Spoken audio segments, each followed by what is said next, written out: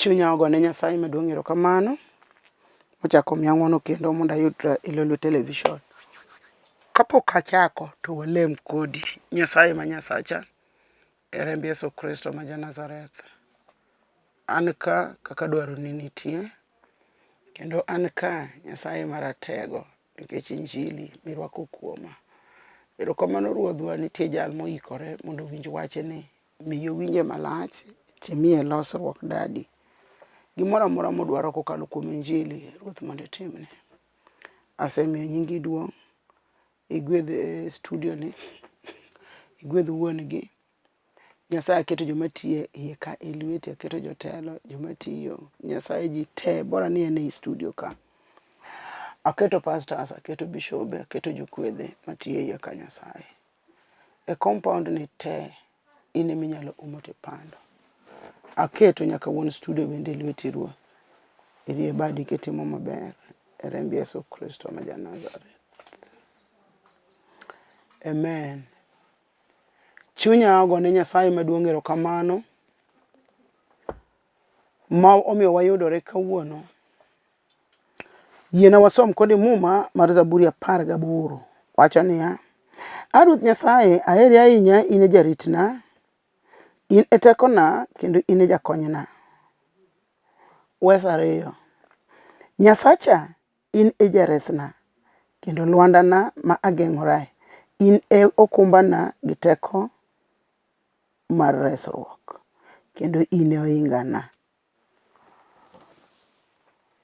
Adwaro mondo awuo kuom Nyasaye manyalo bedo jarit. Nyasaye manyalo bedo teko mar ng'ato, teko, yani ka ng'ato koso teko to jal mamede teko en mana Nyasaye. Jali noneno wach ma iluongo ni Daudi mak Jesse, nopako Nyasaye kuom res mane Nyasaye oresego. Adwaro mondo bende ipake Nyasaye nikech en adiera ni Nyasaye osetimoni gimoro ma ng'ata ng'ata ne ok nyal timoni. En adiera iseywak gi lala to Nyasaye nyo ochungo ywak. Isesandori, Nyasaye nyo otieko chandruok. Awacho nosechayi to Nyasaye nyo otieko achaya. Koro nitiere wach mowinji nyis Nyasaye kipako Nyasaye kuom resi. Nyasaye nyalo resi kata sani. Kuom jogo ma pok oyudo resruok e lwet Nyasaye, Nyasaye nyalo resi kata sani. Ondike muma mar Nyasaye ni ng'at moluongo nying Ruoth to noresi. Koro kata sama wuoyo ni inyalo resi, in inyalo resi. Nikech ng'at moluongo nying Ruoth, ng'at moluongo nying Ruoth to noresi. Tiende ni kare resruok wa rito mondo waluong nyinge Nyasaye. Kendo resruok wa biro mana kokalo kuom nying Ruoth. Koro muma wacho ni ng'at moluongo nying Ruoth to noresi. Kata kawuono ka wan ka, wabiro luongo nying Nyasaye mondo reswa. Wabiro luongo nying man gi teko mondo reswa. Wabiro luongo nying manyalo gik moko duto mondo reswa nikech ng'at moluongo nying Ruoth to noresi. Daudi wacho nopako Nyasaye kuom rese. Daudi nolewo, Daudi nokwamo, Daudi nodiwo. Daudi ne ok nyal. To morna gi Daudi ni Daudi nong'eyo Nyasaye. Nong'eyo Nyasaye manotiyone. Nong'eyo Nyasaye manogole kwa rombe. Nong'eyo Nyasaye manomiyo nego Goliath. Nong'eyo Nyasaye manomiyo nego ndiek mar dubu. Nyasaye no ema nochune mondo koro paki. Ineno nyaka in ok ne Daudi kende. Nyaka in ming'iya no, nyaka in miwinjo Injili no. Nyasaye ikore mondo resi e lwet wasiki. Oikore mondo goli dho sibuor. Oikore mondo lok pach wasiki. Muma wacho ni Nyasaye e mar Samuel, ni Nyasaye nigi teko mar loko wasikwa, rieko mar wasikwa bed fuwo. Nyasaye nigi teko mar loko rieko mag wasikwa mondo bed fuwo. To gima wacho ni Nyasaye noreso Daudi e lwet gik mapek. Nyaka lwet Saulo ma ruoth kabaye gi tong' kitime nade manye. Nyasaye norese. Nochune mondo ogone Nyasaye wer, opak Nyasaye. Koro Nyasachwa ondike muma mar Samuel. Ni Nyasaye nyalo loko pach wasikwa mibedo fuwo, rieko mag wasikwa mibedo fuwo. Onene nena to fuwo kiai. Ofuwo gima nopango chako timre nikech Nyasaye loke. Koro nitie wach ma kiwacho ni Nyasaye to nyalo loko wasiki mabedo jomo fuwo e nyimi. Makata plan manyo gipango kethore nikech gin jomo fuwo.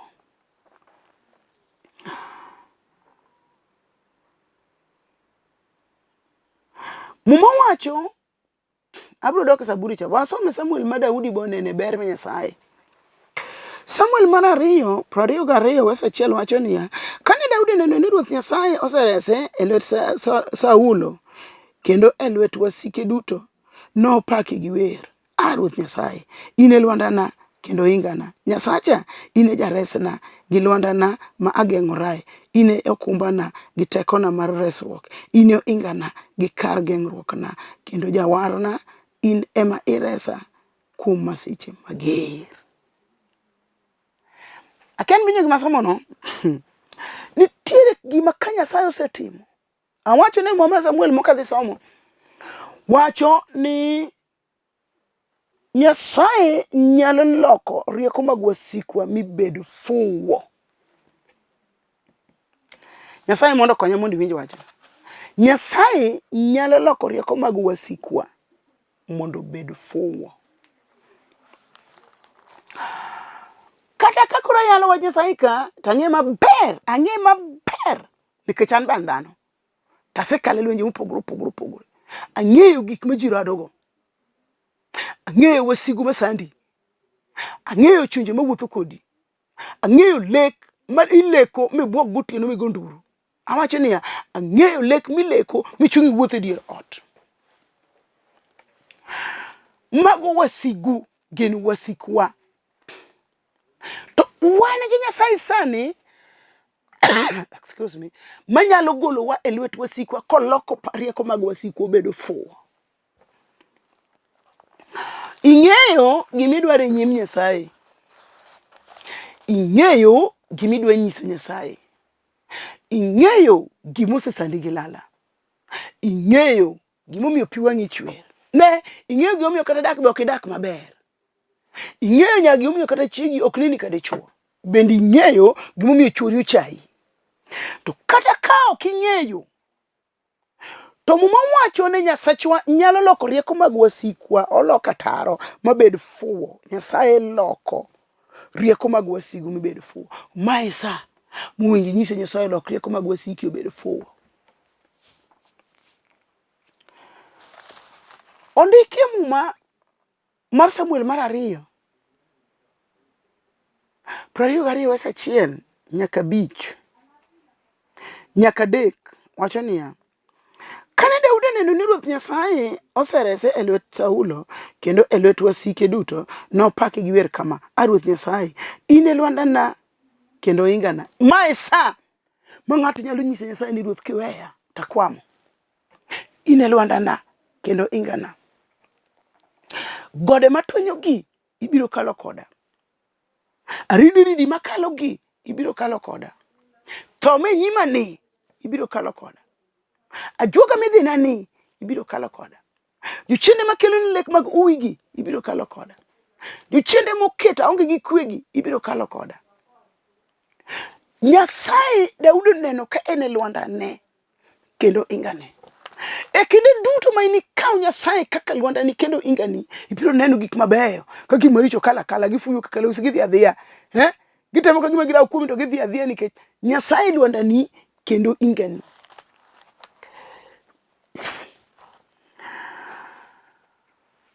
Nyasacha, in e jaresna gi lwandana ma ageng'orae.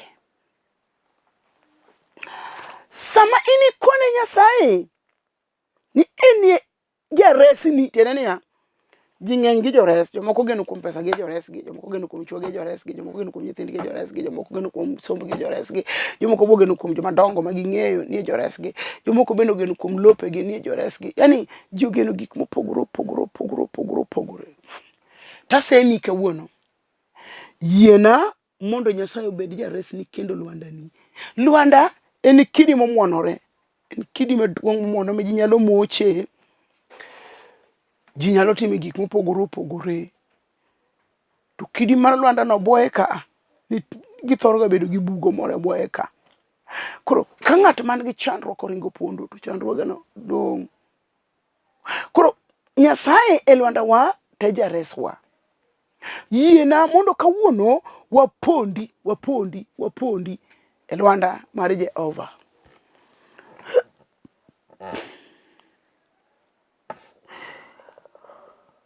Gi lwandana mageng'orae. Ini okumbana. Okumba en gimoro mikedo go. Chalo pien moketie chuma. Koro ka ng'ato ba asere kama, ka ng'ato ba igi tong', to chwadore tok okumba ka ok chuoyi. Nikech okumba no timo pien to gi chuma. Koro gino kineno ka gija biro timo kama, kabiro timo kama. Mani okumba. Okumba ne orito ji e lweny. Koro jali wacho ni Nyasaye okumba ne. E lwanda ne mogeng'ore te okumba ne. An be daher mondo akoni ni kawe Nyasaye obedo okumba ni sane gi tekoni mar resruok. Nikech ka Nyasaye obedo ni teko mar resruok to kata gadong'. Nyoro na idho mtoka kamoro to ayudo ka bas moro chung' to satu gi bochung'. Joma chwe marodonge maroboche madongo machuo ok mon gore dho magidirore me mtokni. Kora penjo to joga ang'o magilaro. To an ok achop machiegni nikech macha fuwo e chuny taon. E ka ng'ato bukre gore gi wadgi malich to obor iwene Goliath. Negi gore magi chung mitokni. Akoni mafuwo moka chiki ten nikech ang'amo war ang'eri eko Nyasaye. Koro muma wacho ni Nyasaye kar resruok. Kaka nyo joka gore machwadre mtoka cha to ng'ato pondo kata bwo mtoka kacha mtoko bedo ne resruok ok diywa tiende kigole bwo gari. To mai ma Daudi noneno ka Nyasaye obedo ne okumba kendo bedo ne kar resruok. Ka Nyasaye obedo ni kar resruok. To Nyasaye nyalo timo ni gik mane ok ipar.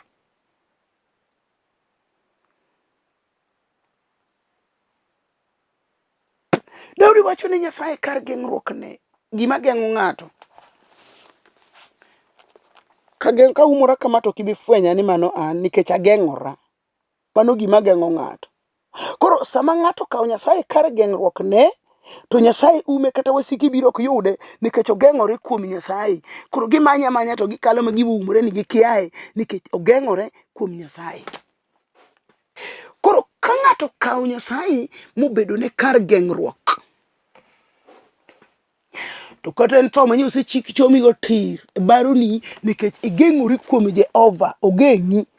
Kamoro amora midhi en mopandi en mogeng'i en mochieli en morwako ni nanga.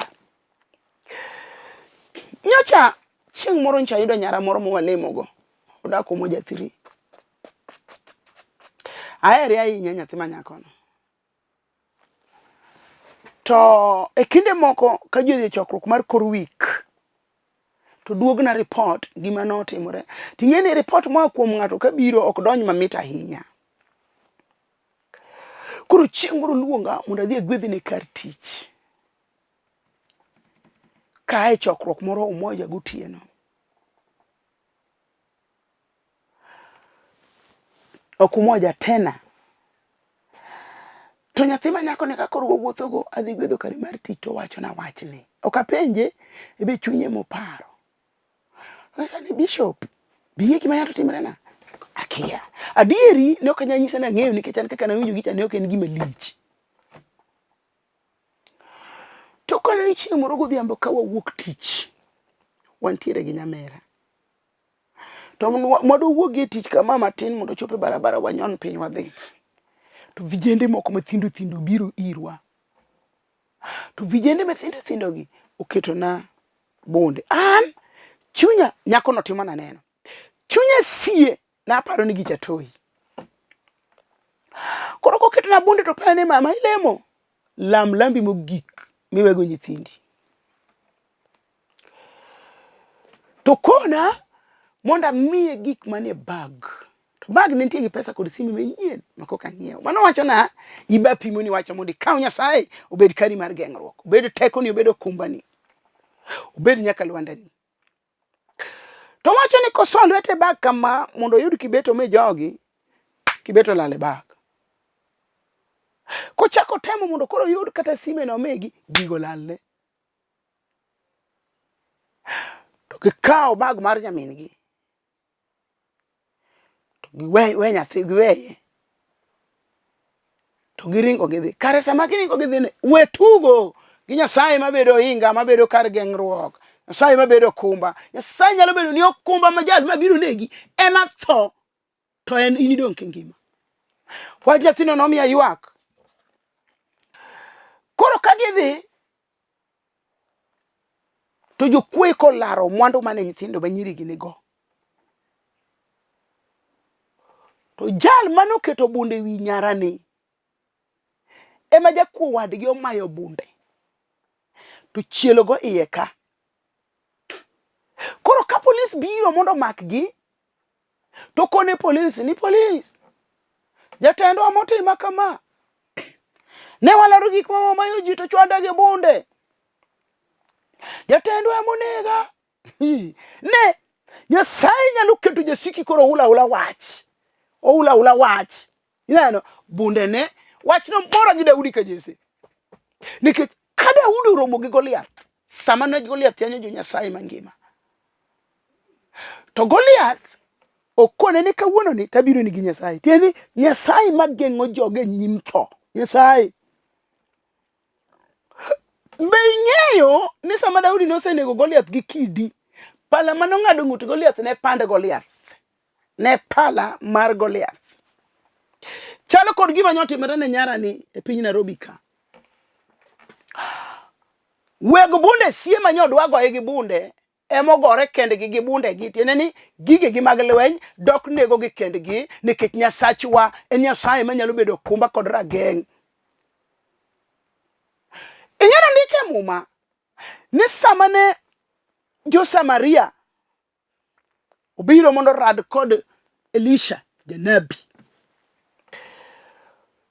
to jatich Elisha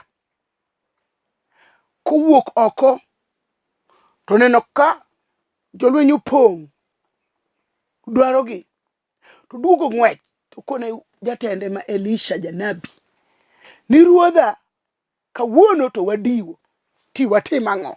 Tini oneno ka lweny opong' to gin kendgi ji ariyo okia jal magin go okia Nyasaye magin go nyaka imawuoyo kodi ikia Nyasaye miting'o ikia Nyasaye milamo ikia Nyasaye mitiyone ikia Nyasaye mimiyo pesa ikia Nyasaye migone chongi piny milawne gik moko milawne chokruoge wan gi ji malamo Nyasaye to kiko gariyo olamo Nyasaye to naka Nyasaye odeko to dhi kajuoga.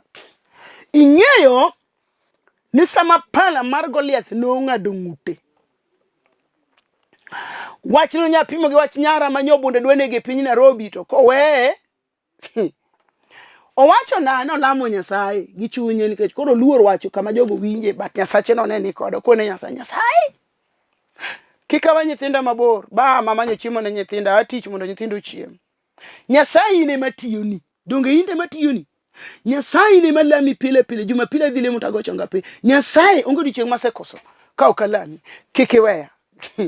Wach na simple kamano Nyasaye be noni ka iruwori kinyime Nyasaye be okokonyi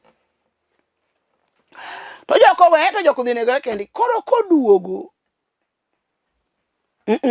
nyamin ge chako dhi to duogo en mudhi omo polis koro ka giduogo to gido jal moketo wigi bunde cha ka ema ne piny kechu remuchwer kuom wach matemo wacho ni kuting'e motere hospital to tho kapok ochopo hospital.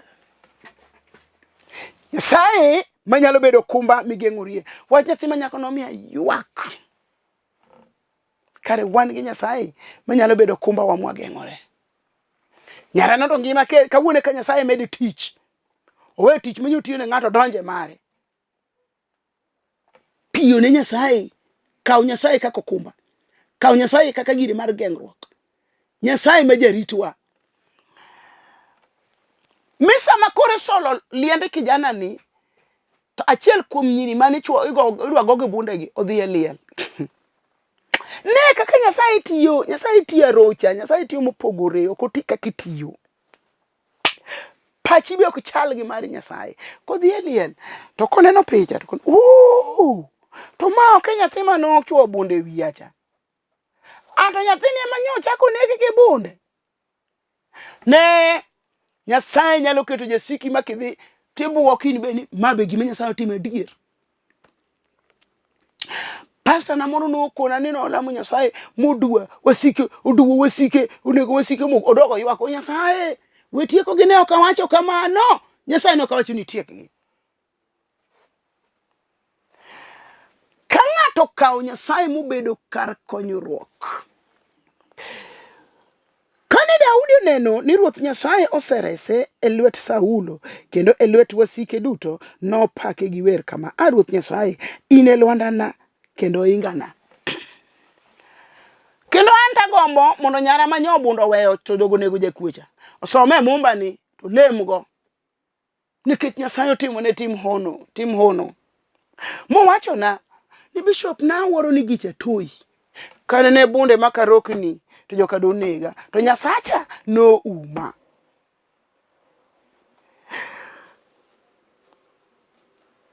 Ine jaresna gi lwandana mageng'orae.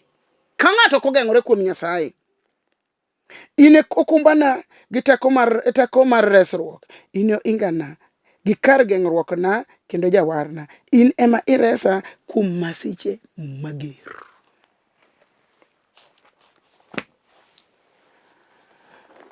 Chieng' moro nyocha dhi e chokruok moro, ok chokruok, nendo tudo.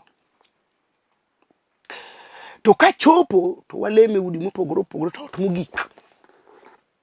ot mogik.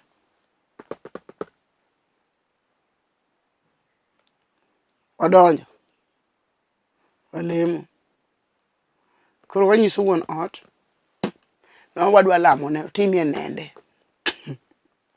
Omera ka Nyasaye obedo okumbani kendo kar geng'ruokni, okumba, kar resruok, lwandawa. Awuoyo kodi mos kawuono mondo iwinj wachni matut to ywagi. Kama dhi lemo, ywagi gi pi wang'i kimako TV, biro neno gik madongo. Koro ka mama osetimonwa nende, kare chieng' moro biro e church to ok oyuda church manodhiye. Kech Nyasaye nyose miwa church ariyo e chuny town ka. Achiel ni chuny town, Mfangano Street, achiel ni Kaloleni. Koro nodhi Kaloleni, ok oyuda. To ka pastor noseyalo, koro jogo chonge piny mondo lemnegi. To koketo lwete kuom mamano, to mamano nogore piny. To penje, yiena biro kare kech Nereah. Ipando Nereah kanye.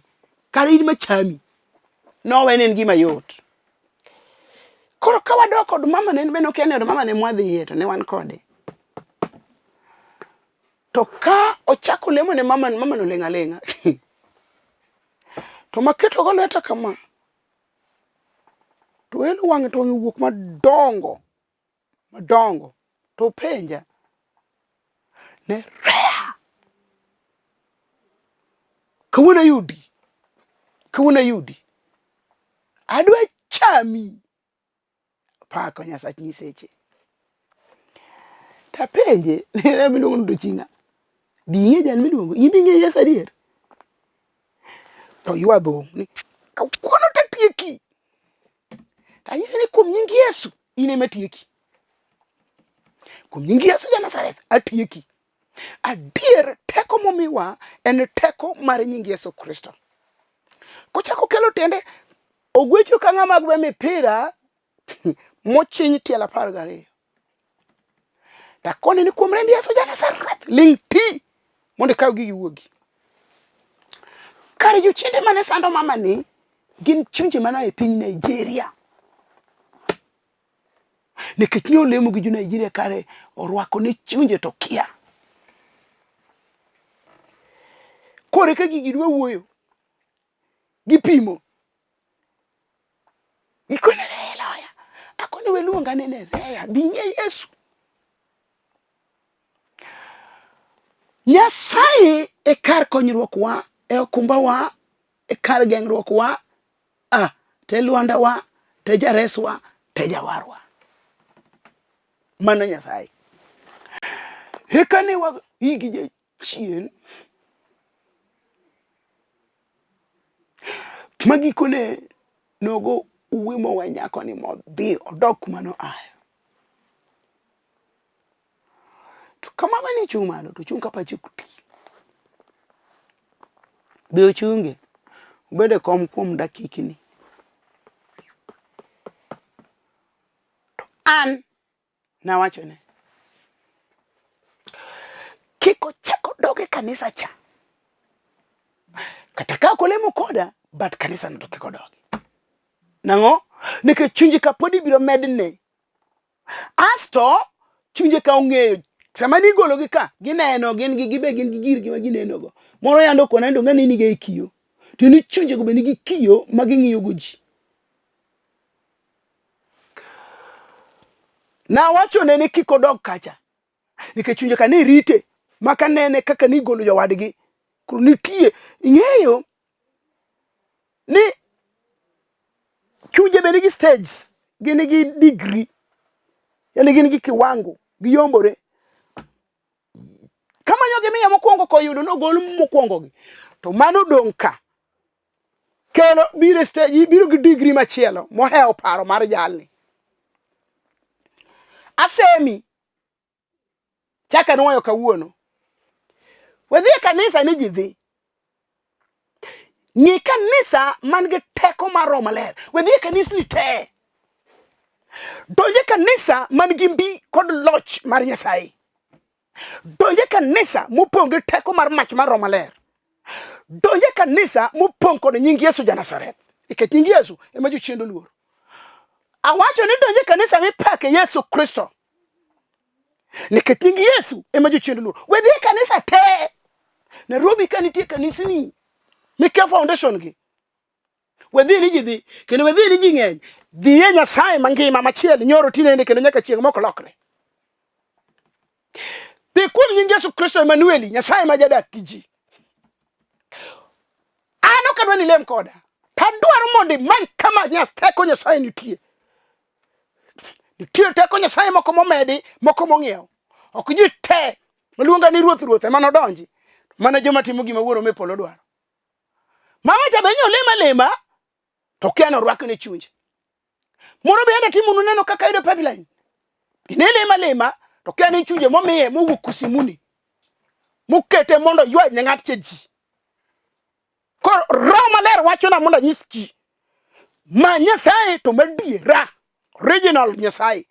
Original warruok. Ma Yesu Kristo nothone, ma rembe no chwer, ma kiboko no chwadene. Walemo kodi, wamiyo nyingi duong' Nyasachwa. Iber Nyasach nyiseche. Asefwenyo ni ine kar konyruok. Ine kar geng'ruok. Ine ohinga. Ine okumba. Ine lwanda. Erokamano lwanda na mosegeng'a. Jal maywak no ni lweti. Jal no chandruok oromo bed ne lwanda. Nyingi musiko yud duong'. E remb Yesu Kristo ma Janazareth. Amen. An mawuoyo kodi, an Nereah Mbewa. Manyara sembo kanyi kela modak ndhi warangenya school. An nyar jaduong' manosenindo Rufus Agola Boy. An ae piny Karachuonyo, West Karachuonyo. Ka uma school kandiege. Karachuonyo ma ae en Karachuonyo mukiewo gi Kochia. Ae kanisa mar Hope for Good in Christ. Nyasacha mundu gwidhi kawarado. Wan gi kanisa Mamboleo Kisumu, Arwaki. Wan gi kanisa Simbi Nyaima Kindu Bay, Arwaki. Wan gi kanisa Mfangano Street e town ka. Rahu House, Oyuangori Hotel, Arwaki. But BS, a Talk Afya Center. Opposite Eastmart. Sayu gwidhi kibiro kanyo. Kichopo Eastmart kanyo biro neno ka gorofa malo kanyo nitie curtains mag kanisa. Warwaki mondo rad gi Nyasachi. Ine Nyasachi no ikaw Nyasaye. Wan gi kanisa Kaloleni City Stadium. Warwaki kanyo e hall mar jo City. Kaloleni machiegni. Kanisa wana ni between City Stadium to gi ka chief ma Kaloleni. Donji. Ke donjo kanyo, dhie dhot mani yo kacho, dhot mol kokote dhoge. Arwaki full double. Biro yudo wakanyo gi nying Nyasaye kanyo. Ibiro neno gik madongo ma Nyasachwa timo. Amor gi ji duto mose donate e kanisa wa. Yani ji duto mose kelo gimore kanisa wa, mi waseneno gik ma Nyasaye timo. Nyasaye mondo gwedhi. Pod wang'iewo hema gi generator. Nyasaye ma ono mondo gwedhi.